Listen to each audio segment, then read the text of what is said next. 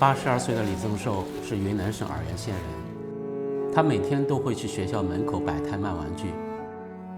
他攒钱是为了每年一次旅行。我是孙卓龙，一个打扫战场的人。2009年，我看到一张照片，一位奶奶和爸爸的合影，只不过爸爸是一块冰冷的墓碑。我找到这位奶奶，奶奶给我讲了一个久远的故事。10岁那年，家里的长辈告诉李增寿，他的爸爸是继父，他的亲生父亲在腾冲打仗的时候牺牲了。李增寿一时有些不相信，继父对他很好，他从来没觉得不是亲生的，但是他不敢去问妈妈。我晓得说是我问他们，他有些哪个们不好吧，他姥姥们，我也没有问过。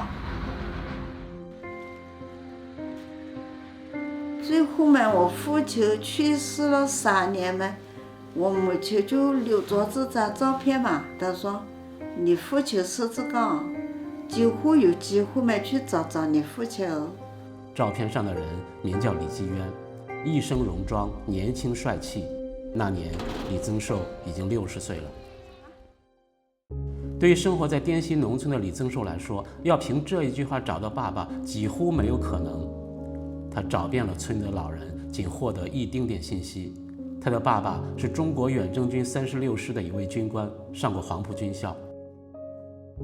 有一天，有人告诉他，在云南文山有位老人名叫李继渊，和他爸爸同名。这让李增寿有些激动，他甚至生出一丝幻想：爸爸还活着，是不是当年打完仗留在了文山？他坐了1夜的大巴车找到这位老人，却不是他的爸爸。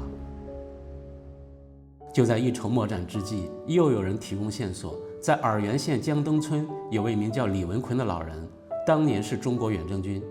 李增寿找到这位老人，他问对方：“你认不认识一个名叫李继渊的人？”对方反问他：“你为什么找他？”李增寿回答：“我是他的女儿。”这位老人听到这句话，抱着李增寿嚎啕大哭。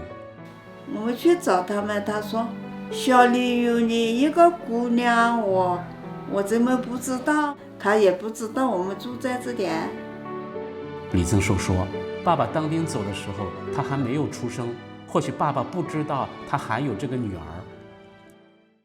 李文坤和李继渊是黄埔军校的同学，毕业后又一起分到了36师。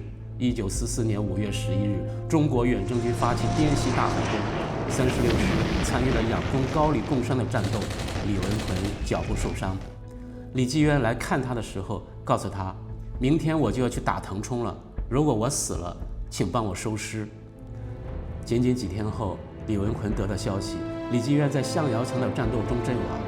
位于腾北古道上的象窑桥是进入腾冲的门户。李文坤想去战场寻找李继渊的尸骨，但因伤病无法成行。之后，他得到消息，部队收敛了阵亡士兵的遗骸，在腾冲修建了国殇墓园。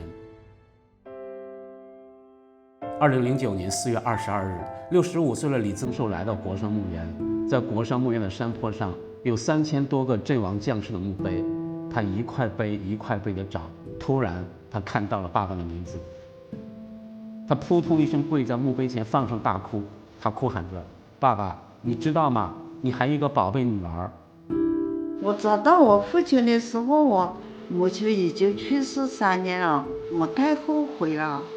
我母亲慌着去找一下就好了嘎。那我找到我父亲的墓碑嘛，说给他报告写，给他打电话嘛，他已经不在电了，打回来电话嘛，他已经死了。李增寿是幸运的，整个抗战阵亡的将士能留下墓碑的不到1%。国殇墓园曾有9000多块墓碑，上世纪80年的重修时也仅找到1/3的名字。李增寿找到国殇墓园的工作人员，想把爸爸的骨灰带回家，对方告诉他，当年安葬的时候都是集体火化，后来重修，墓碑的摆放顺序也乱了。李增寿只好在爸爸的墓碑前抓了一把土，带回家，在祖坟里为爸爸修了一座衣冠冢。此后每年，李增寿都要去一趟国殇墓园，把家里最新的事情一一告诉爸爸。2024年暑假，我们组织了重走滇缅公路，寻找先辈的历史与荣光的活动。我打电话给奶奶，问她想不想和我们一起去。奶奶没有任何犹豫，说想。那次活动从怒江东岸的云南施甸县开始，在滇缅公路上徒步8.5公里，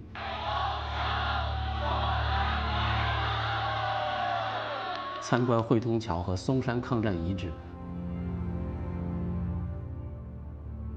最后到国殇墓园。他的爸爸就是顺着这条路返工，直至喋血沙场。8.5公里的徒步并不是一件轻松的事情，但是时年81岁的李增寿却不愿意坐车，执意要和大家一起走完。晚上，他告诉陪同他来的孙女：“孙老师让我坐车，我才不坐呢。如果我坐了，他们会觉得我身体不好，明年就不让我参加了。”我已经81岁了，今年来了，明年可能来不了，但是有机会再来，我一定要参加，希望不要把我忘记。这句话让人笑着笑着就流出了眼泪。在国殇墓园里，奶奶迫不及待地来到爸爸的墓前，她说：“爸爸，我是你女儿曾寿，你看见了我吗？你女儿已经是81岁了，可能是再没有时间再来看你了。你只要保护你自己，爸爸，我们也就放心了，爸。”对于这位老人来说，他每一次来看爸爸，可能都会是最后一次。我安慰奶奶，爸爸在国殇墓园里有墓碑，每年这里会有上百万的人前来祭拜。奶奶说，她唯一的遗憾是爸爸走上战场的时候，他还没有出生。如果爸爸知道有了一个宝贝女儿，有了惦念，或许会在战场上会保护好自己。平日里，李增寿就在洱源县凤羽一中或凤翔小学门口摆摊卖玩具。他想自己挣钱，每年去看望一次爸爸。如果你有路过，可以去照顾下奶奶的身体。就在昨天，我给奶奶打电话，春节前将组织中国远征军反攻路线考察活动，问她愿不愿意参加。奶奶说愿意。这次活动，我们将顺着滇缅公路徒步8.5公里，穿越汇通桥，在松山之巅举办纪念晚会。我将在晚会上进行跨年演讲，之后前往高黎贡山战场，最后到国殇墓园。我们邀请了哥舒亚、李春华、李根志等多位老师随团讲解。另外，我们还将前往腾冲向阳桥。1944年5月，有一位名叫李志渊的军官在这里阵亡，让我们一起陪同他83岁的女儿在这里一起祭拜爸爸。